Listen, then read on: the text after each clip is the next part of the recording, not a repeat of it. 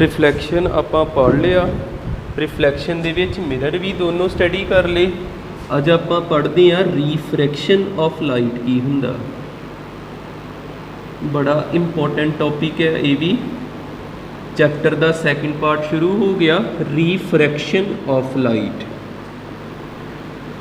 जदों लाइट अपना medium change कर ले, एक मीडियम तो दूजे मीडियम विच ट्रैवल करे, उन्होंने कहीदा रिफ्रैक्शन ऑफ लाइट। जिस तरह पहलों समझो फिर आपां नोट करते हैं। आ एक स्लैब है, एक टुकड़ा कह लो गिलास का, कच का टुकड़ा है, गिलास स्लैब लिख दिन्ने इनू। इधरले बन्ने हैगा एयर, हवा है, इधर कच है, कोई हवा विरली है तो कच संघना है ना। एक मीडियम केड़ा वा, इनू कहना मीडियम नंबर 1, मीडियम 1 केड़ा वा एयर, ते एक मीडियम नंबर 2 केड़ा हैगा ग्लास। जदों लाइट इत्थे टकराऊगी, लाइट टकराई, इनू कहीदा इंसीडेंट रे। जिहड़ी रे शुरू च टकराउंदी आ, इनू इंसीडेंट रे कहीदा। इन्हें अपना मीडियम चेंज कर लिया, जिथे टकराउंदी उत्थे नॉर्मल बनदा, इनू आपां बोलांगे नॉर्मल। नॉर्मल लाइट जिहड़ी आ वो अपना मीडियम बदल लूगी। ये लाइट सीधी नहीं बनाउणी, थोड़ी बैंड करा देनी। दसदा है किद्दां हुंदा वा।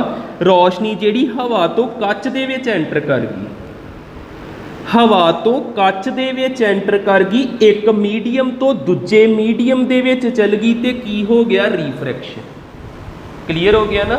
ठीक है, आपां इत्थे इहदी स्टेटमेंट लिखिए, light enter from one medium to other, one medium to other, उन्होंने आपां कहीदा रिफ्रैक्शन ऑफ लाइट। जां सीधा कह दिओ phenomena, phenomena in which a ray of light change its medium। जदों मीडियम बदल जाता वा, उन्होंने आपां की कहीदा वा रिफ्रैक्शन ऑफ लाइट। आ इंसीडेंट रे हुंदी ते जिहड़ी एंटर करदी रे, उन्होंने कहीदा रिफ्रैक्टिड रे। रिफ्रैक्टिड रे पूरा हुण समझो डिटेल ना, एक डायग्राम दे थ्रू इनू पूरा देखियो। ठीक है, इधर ध्यान रखियो प्रॉपर। जो भी मैं सिंबल यूज करूँगा सारे ध्यान ना एक बार देख लियो, अगे उन्हां दी लोड़ होगी सानू।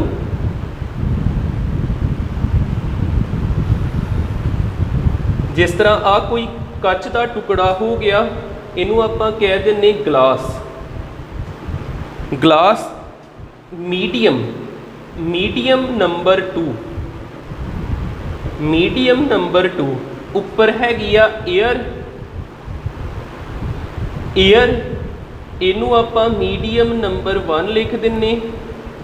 Medium number 1 ray of light इत्थे टकराई, तुसीं पूरा स्केल दे नाल जां जिद्दां भी आ स्ट्रेट लाइन इत्थे मीट करायो इस सरफेस दे नाल। इनू किहड़ी रे कहना आपां इंसीडेंट रे। इंसीडेंट रे ते इस सरफेस ते पूरा परपेंडिकुलर एक लाइन ड्रा करनी, पूरी स्ट्रेट होवे, वो भी परपेंडिकुलर लाइन ड्रा की, जिन्हों आपां की बोलना नॉर्मल। नॉर्मल बोलिया, रोशनी ने जाना किद्दां ही, सीधा जाना ही ना, पूरा स्ट्रेट, पर रे ऑफ लाइट थोड़ा किधर बैंड हो जाती टुवार्ड द नॉर्मल। नॉर्मल दे आल नूं इन्ने बैंड हो जाना, ये इधर नूं बैंड होगी। क्यों बैंड होई इहदा रीजन बाद च लिखांगे, फिलहाल दिमाग च रख लो। जदों एयर तो ग्लास वाल जाना तो रे ने बैंड हो जाना, तो जदों रे इत्थे टकराउंदी है, टकराऊगी, फिर की बनता नॉर्मल। फिर इत्थे की बनिया वा नॉर्मल, नॉर्मल ड्रा किया आपां, नॉर्मल पूरा 90 डिग्री का एंगल बनाउंदा, नॉर्मल ड्रा किया तो हुण रे ऑफ लाइट जिहड़ी आ परे नूं चल जानी, अवे दा नॉर्मल, अगे किधर नूं मुड़ी ही टुवार्ड दा नॉर्मल, फिर अवे दा नॉर्मल। ये चीज़ां समझाउणा चज ना। आ जिहड़ा एंगल बनदा इहनूं कहीदा वा एंगल ऑफ इंसीडेंस, ते जिहड़ा इत्थे एंगल बनदा इहनूं कहीदा एंगल ऑफ रीफ्रैक्शन। कारण की आ जिहड़ी रे वा इहनूं किहड़ी रे कहीदा वा रीफ्रैक्टिड रे। ये किहड़ी रे हुंदी आ रीफ्रैक्टिड रे। थोड़ा बहुत लगदा ना पता, ठीक है। Incident ray, refracted ray, angle of incidence, angle of refraction. ते मीडियम किन्ना किन्ना संघना वा, किन्ना जिद्दां एक हुंदा रेयरर मीडियम विरला, एक हुंदा डेंसर मीडियम। एयर केड़ा मीडियम या रेयरर, रेयरर मीडियम।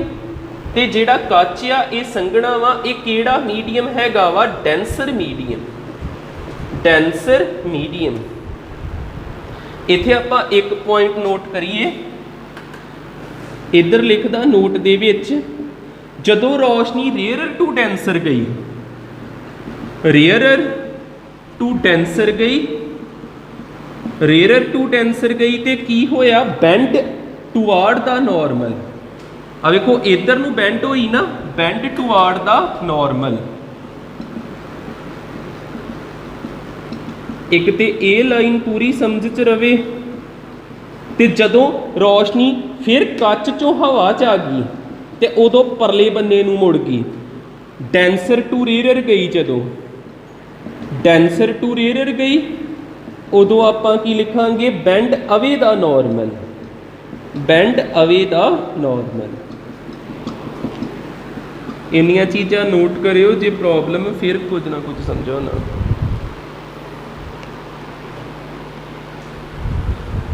स्लैब वाला दोबारा समझियो, रिफ्रैक्शन थ्रू ग्लास स्लैब। ये चज ना तां पता होना चाहिए क्योंकि साडा प्रैक्टिकल हुंदा जिहड़ा साइंस दा, वो चीज़ परफॉर्म करीदा आपां। स्लैब वाला भी परफॉर्म करीदा, प्रिज्म वाला भी परफॉर्म करीदा। फिर तुहानूं थोड़ा किते थ्रैटिकल पोर्शन विच आइडिया होऊगा, तां ही प्रैक्टिकल करके देखोगे। दा देखियो फिर चीज़ां किहड़ियां किहड़ियां कित्थे कित्थे लिखणियां हुंदियां। ग्लास स्लैब आपां बनाई,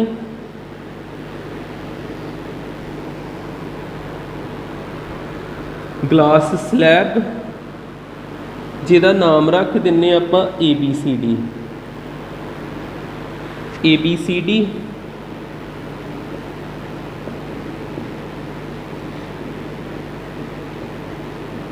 ABCD ग्लास स्लैब आ। रे स्ट्राइक करूगी जिन्हों आपां की बोलना इंसीडेंट रे,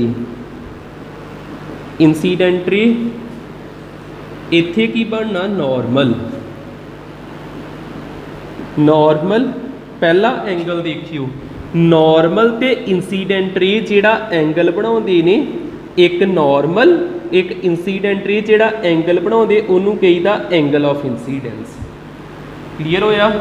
जिहड़ा आड़ा एंगल आ, एंगल आई, एंगल आई इनू आपां की बोलांगे एंगल ऑफ इंसीडेंस,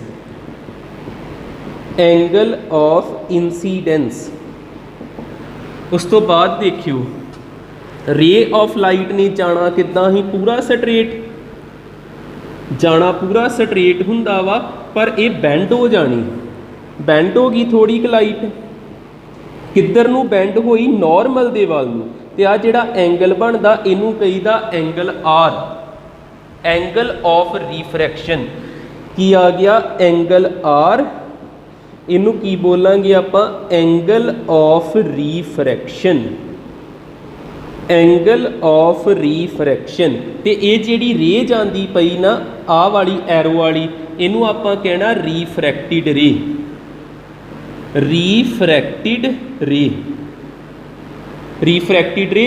हुण रे फिर इत्थे टकराई इस जगह ते जाके टकराऊगी ते टकराउंदे सारी किहड़ी चीज़ बननी, नॉर्मल।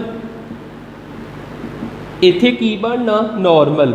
जाना इन्हें इस तरह ही, जेकर आप वेखीए ना इस रे ने जाना ही इस तरह स्ट्रेट पूरा सीधा स्ट्रेट जाना, पर यह परे नूं बैंड हो जूगी, ये किधर नूं बैंड होगी अवे दा नॉर्मल परले बन्ने बैंड हो जाती है ना, तां नूं चल जानी।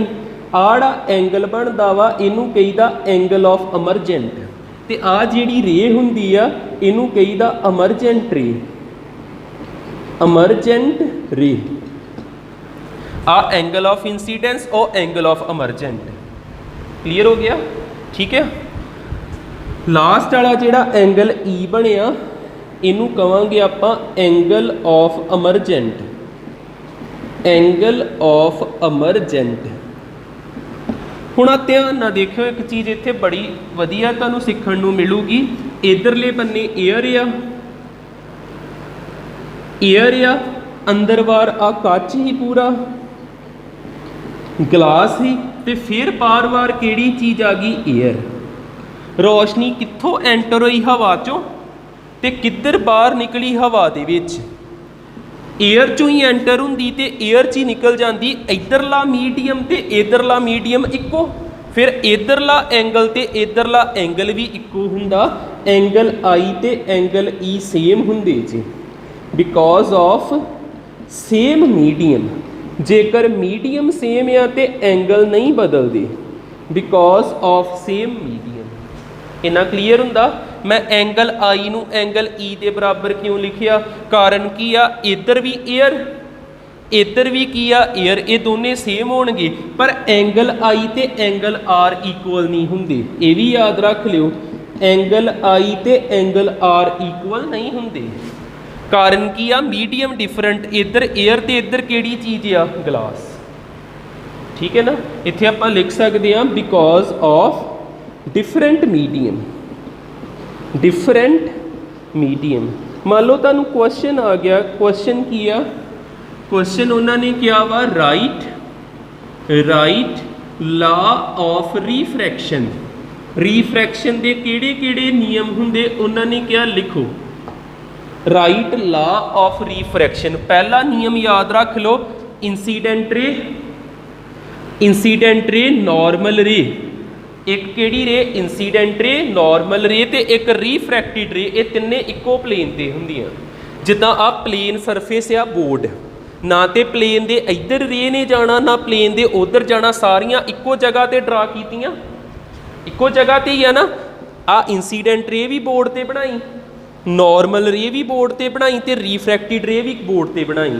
ये तीनों इक्को प्लेन ते हुंदियां। प्लेन हुंदा वा जिहदे च दो डायरैक्शनस हुंदियां, एक्स एक्सिस, जिद्दां आ एक्स एक्सिस होगी ते आ उपरली वाई एक्सिस होगी। क्लीयर हुंदा? इंसीडेंट, रिफ्रैक्टिड ते नॉर्मल सारे इक्को प्लेन ते होने चाहिए। पहला ला की आ गया? इंसीडेंट रे, रिफ्रैक्टिड रे ते नॉर्मल। ये तीनों all lie on same plane, all lie on same plane. पहली गल याद रख लियो, प्लेन मतलब पता लग गया ना, प्लेन एक सरफेस ही हुंदा वा। एक हुंदा प्लेन, एक हुंदा स्पेस। स्पेस दे विच डायरैक्शनस वध जांदियां ने, प्लेन दे विच डायरैक्शनस दो ही रहिंदियां, एक एक्स एक्सिस एक वाई एक्सिस। हुण जां उदां सोच लिया करो भी मैं आ सारियां रेस इक्को जगह ते बनाइयां, सरफेस के उपर ही बनाइयां ते प्लेन ते लाई करन दियां। उस तो बाद सैकेंड इहदा ला हैगा जी, जिन्हों स्नैल ला भी कहते हैं। ये हुंदा mu is equal to sine i by sine r. ठीक है, ਇਹਦਾ प्रूफ तो ये मैं बाद च समझाना, फिलहाल तुम नोट कर लो। न्यू का मतलब हुंदा जे रिफ्रैक्टिव इंडैक्स, तो रिफ्रैक्टिव इंडैक्स की हुंदा वा जदों पढ़ांगे उदों आपे क्लीयर हो जाना। ठीक, नोट कर लियो।